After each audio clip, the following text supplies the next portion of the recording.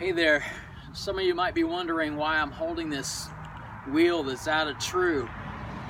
It's out of true because some of the spokes are loose, some of them are too tight.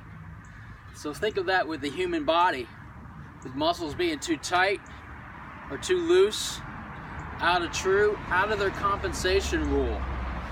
So think if you take this wheel into a yoga class, a body into the yoga class that looks like this. Would it balance it out? If you did everything throughout the body, would it come out truer? Not necessarily.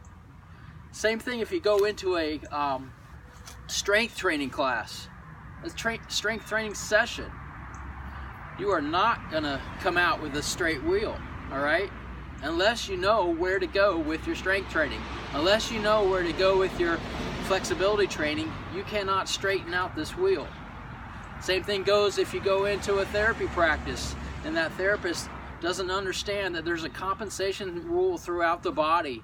If they're only just working the tight muscle and do nothing with the relaxed muscle, then again, the wheel will still be crooked.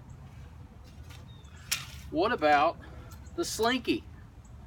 The awesome slinky, up and down. Here's a spiral that's naturally in the human body, all right? Up and down movement, it's going perfectly. But what if there was a kink in this spiral movement? Would it slow down the slinky? Would it slow down the human body going up and down? A volleyball player, a basketball player, somebody that has to jump up and down. What if there was a kink in that? What if the kink was, say, here? What would it do to the energy system in that body? Would it travel and go off in one direction? Would it stop? Would it stop the momentum, setting up a chance for more injuries? Can you see what I'm talking about? Take our classes. We can show you how to do this, how to get the body right, so we can get more performance out of each body. More performance, more results with your clients. I'll talk to you later, and I'll see you in class.